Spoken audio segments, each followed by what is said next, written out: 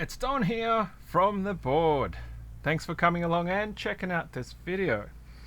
So today I'm going to be reviewing a keyboard, which is the SK622 wireless 60% mechanical keyboard. Now this is not a sponsored video. This is not provided to me by a business or a company, but this keyboard was donated to me by somebody from the local Australian keyboard community. The backstory to this was that they were cleaning up their collection of things and they came across it and they were like, this is one of the worst keyboards that I've ever experienced and I hate it so much that I'm going to throw it away. So if anybody actually wants this, instead of it being chucked away, let me know, and then we'll make it happen so it can get sent across to you. And me being somebody who's always interested in being able to have content, as well as it's a pretty big claim for someone to be like, this is the worst possible keyboard that they've ever had. I of course was naturally interested in it, and I reached out to them. They were happy to send it through to me, so thank you very much for sending me that. I really appreciate it, and that's what we're going to be checking out today. So let's hop down onto the desktop, and here it is. So it's actually made by Cooler Master. I've got this bit of paper stuck across the front because it's got my address and the sender's details. They put the tape over the top of it, so I couldn't really peel it off.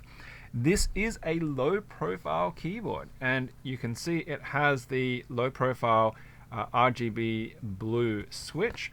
So as you can see here, it is a wireless 60% mechanical keyboard with low profile switches.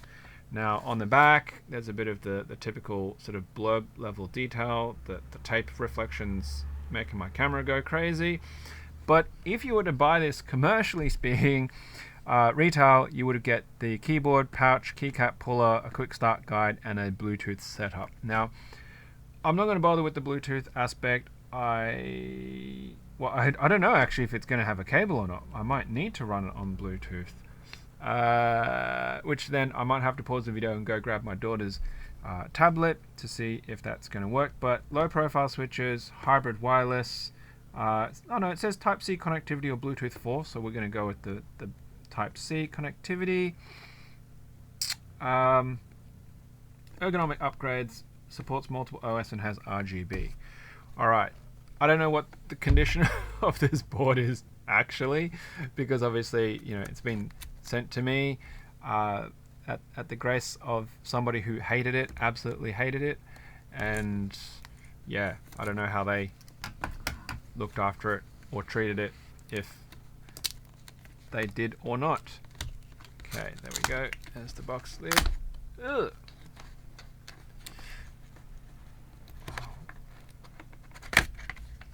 All right.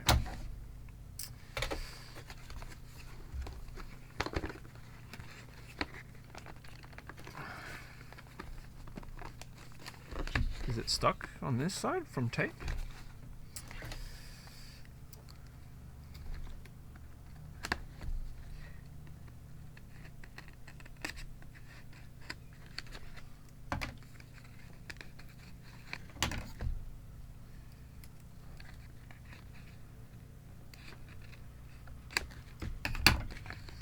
Or is it just that the box is really tightly wedged in there?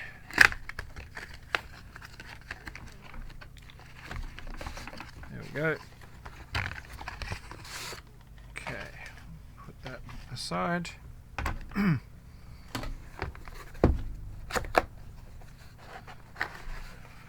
And here it is. So I guess on first look, I don't hate it yet, simply because the gamer font on this is a nicer font compared to a lot of other gamer font keyboards that have that particular style for the shine through, and the actual legends, like for example the O's and things like that, and B's where they've actually got the cut lines like as if it was like a road sprayed type of font. Now when they talk about low profile, that is really low profile. It is super duper thin. Rightio. So we do have the quick start guides, and then there's this little packet here which contains the puller. So at least it's a decent puller. It's not one of those plastic type of pullers that I can deal with that type of puller, no problemo. However, a USB-C cable is not in here, which, you know, I can't fault the person who sent this to me at all. I mean, they had no obligation to have to send me any of the accessories. So what that means is I will need to go and rummage one. Give me a moment while I go to my trusty default. So I have an AnPro 2 here, and I always go and scavenge the USB cable out of that one as my go-to for a USB-C cable. I probably should actually invest in one, but you know, my regular keyboards that I use are not actually USB-C, so it's never really been an issue. Yet, at least. Alright, hopefully that actually gets in deep enough, because that is actually quite recessed. So what I mean by that is that actual USB port there is quite heavily recessed. So while I can feel it sort of does go in, I don't know if it's actually engaging the pins enough. If it doesn't, then I won't be able to show off its fancy light features, but we can still do a sound test or something of that nature. Actually, before we get to that point, see, that was really loose. So the bottom half of this also has flip-up feet. Now, I find it a really interesting feature that they're providing flip-up feet on a low-profile keyboard, because it's kind of trying to cover two different user types. And what I mean by that is people like low-profile switches because of the faster travel, right? So that's one. But then people like the lower profile because they want thinner keyboards. However, if you're going to put flip-up feet, you're adding all this extra height back to the keyboard, and this flip-up angle is almost practically back to a standard keyboard. So if you're after a lower height scenario, that is not really fantastically useful. But if you are accustomed to having a typing angle and you want typing angle, then of course it makes perfect sense that the feet is definitely an option. Of course, you don't have to use it, and having it down, you know, does bring that height back down to that kind of level. Now, in terms of, you know, I already talked about the actual keycaps and how they sit. Now, these look like, okay, so they are definitely sort of low profile stabilizers, which I don't want to mess with, so I'm not going to probably pull too many of them off, but let's just take off one of these and have a look at that. Okay, so there's a low profile switch. You can see it's a TTC switch there, so it's not like a low profile cherry or anything like that. They have a slightly different mechanical interior to actually maintain that low profile. This is the clicky, so I don't mind that. It sounds okay to me. The feel of it is, it's okay. It's somewhat responsive. Now, this is a MX style stem, you know, so as far as the keycaps go, you know, it does have that MX style, and I wouldn't say that these are super thick or super thin. They're kind of in between, sitting around probably about the 1 mil mark. Okay, I don't have my calipers at the moment, but they're definitely not a 1.5 mil. So that's, and if I shine it upwards lightwise like that, I can definitely see that they have some shine through. Okay, let's take a stabilized keycap off. Alright, so that is how the stabilizer works. So it's got two inserts that hold a wire, and then those wires will slot into these wire holder pieces that will provide the support for the wider keycaps. So that, you know, seems to be There's a bit of lube on that. I don't know if that's factory or not, but ooh, that wire is really just sitting there quite delicately balanced. So just need to be careful about that, not to lose your inserts or to lose the wire, I suppose, if that's even a common sort of 2U size. There we go. Heard the double snap, went back in, no problemo. Alright, now if this cable doesn't work, I'm going to be pretty much stumped for a USB-C cable at the moment. So let's see if it will light up.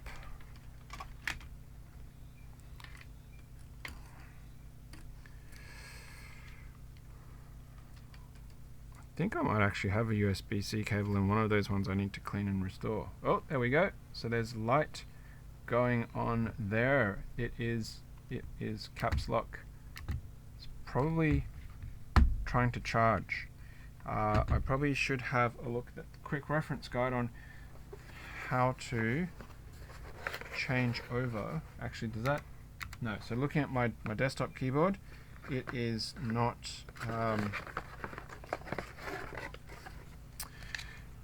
changing the caps lock on or off. Right. So Chinese, English. This has a whole bunch of functions.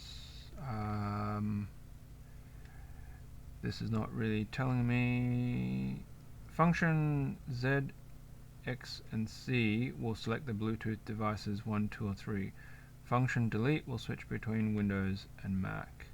Now, is there a factory reset or something on this? Is this just like lots of different languages? Okay. Alright, so using Bluetooth and overview, turning on Bluetooth for the first time, manually pairing, paired switch devices, switching to wire mode when paired to a device. Keyboard will switch to wired mode automatically as wireless is switched off and is connected to a PC or laptop. The keyboard will remain connected to the wireless device and begin charging when plugged into a PC, laptop, or power supply. Indicated power source. The indicator light will be red when charging, green when battery is full.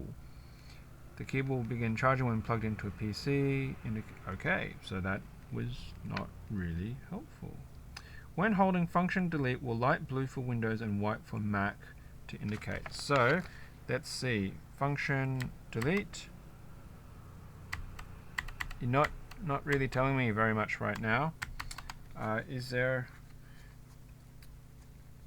That's not fantastic. It says charge at least 5 hours before using for the first time. So, you know, obviously we're not going to have the luxury of doing that. There's no other sort of switches. Oh, okay, so there is actually something here. Right, so there is a switch here. And it is flashing.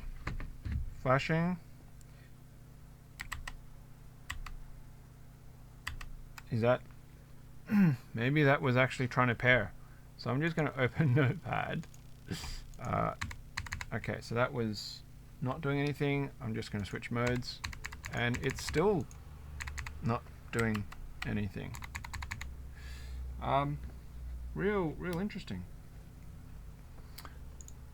Maybe the data is not getting through.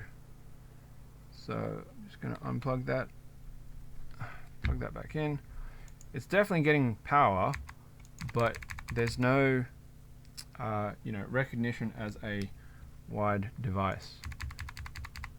Alright, so that is really interesting.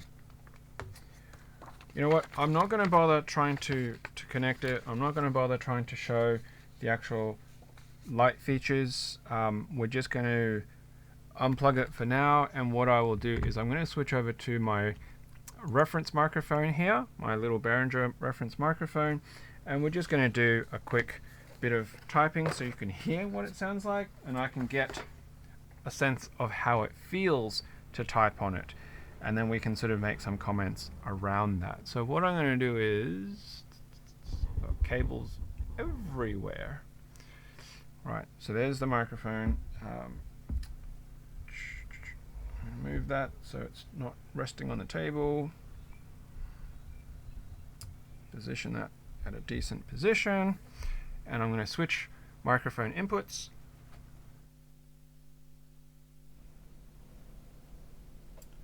So now this is coming completely through the reference microphone rather than my ribbon studio microphone, and we'll do a bit of typing sample.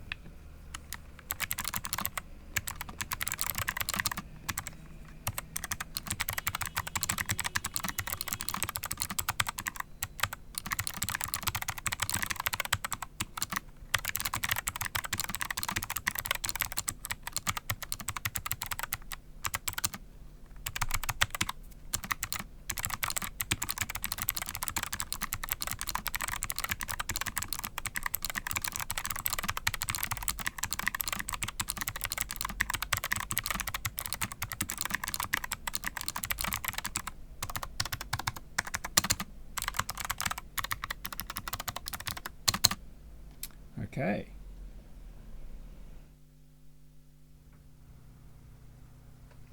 All right, so we're back onto the studio mic now. First impressions on this is it's actually really loud. Compared to a lot of other clicky keyboards, this is really loud. In terms of the construction, it's quite solid, and I didn't really feel any flex. I just wonder if it's because, you know, it does have this brushed aluminium top. It doesn't feel like it's plastic, and I can feel, you know, just with my finger now that the brushed metal texture is legitimately there. You can hear sort of that scratching sound, maybe. Yeah, from the actual top. So it's actually really stiff. So in terms of the typing experience, I'm not going to say it's unpleasant because I'm accustomed to typing on my down bubble, which is like a 5mm top plate with a like 3mm actual plate that the switches sit through, right? So a non-bouncy, non-flex top is not an issue for me, but this is quite a loud sounding keyboard. Not quite sure why that is.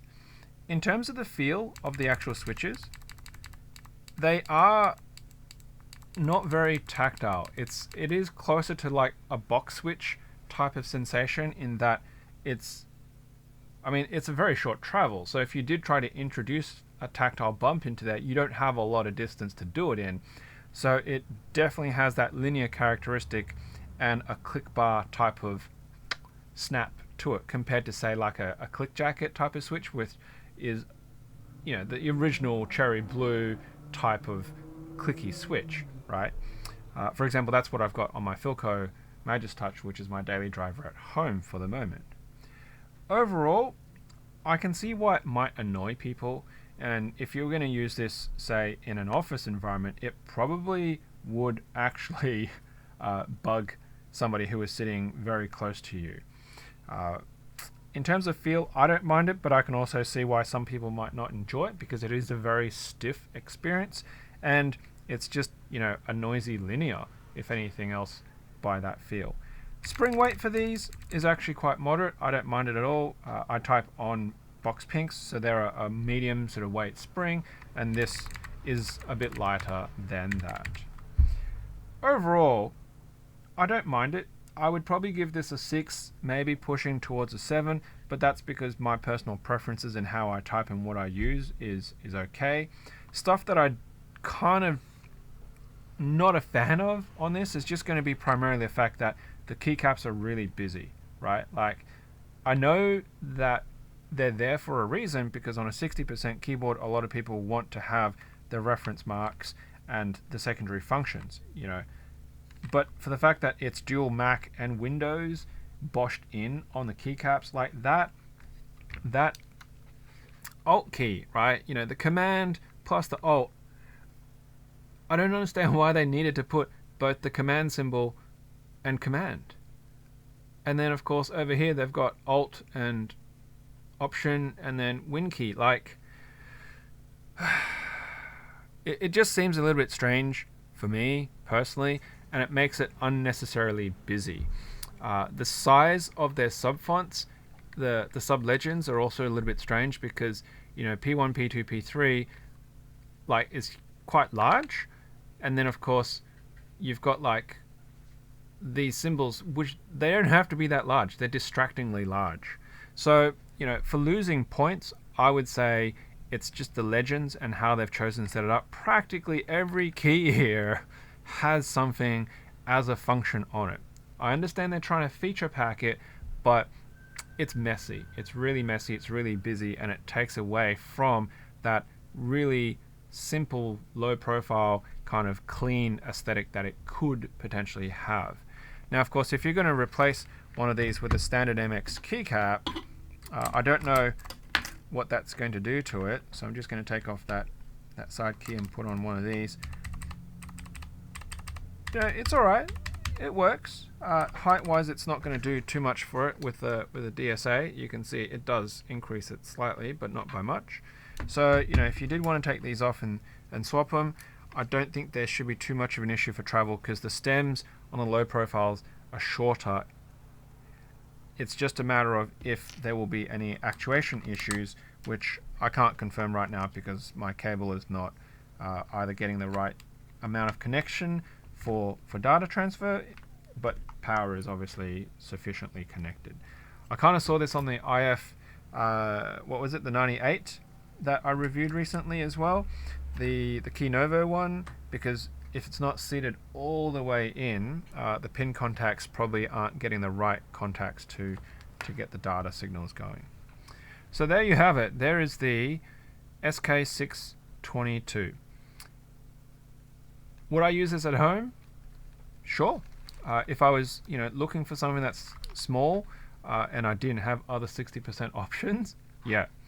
Do I need a low profile right now in my life? No.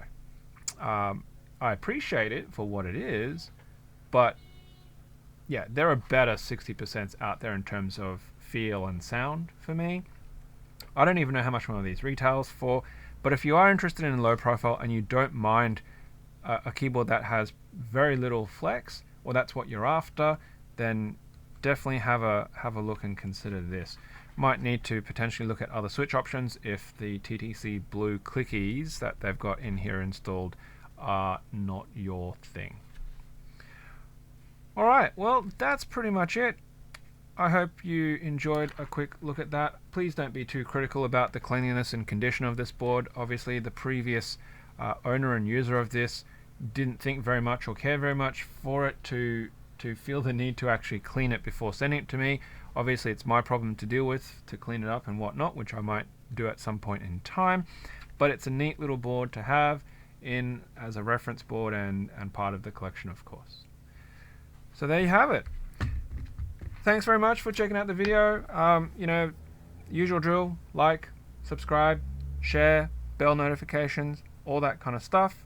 Yeah, and if you have other boards that you want an opinion on, don't want to have any more in your collection, you want to donate it, of course, please reach out to me. More than happy to check out stuff. Also can help move it along too if you're interested in running giveaways and stuff like that. So always on the lookout for different content to provide. Right, that's it. Thanks very much. Look after yourselves, look after each other, and of course, as usual, until next time, happy clacking.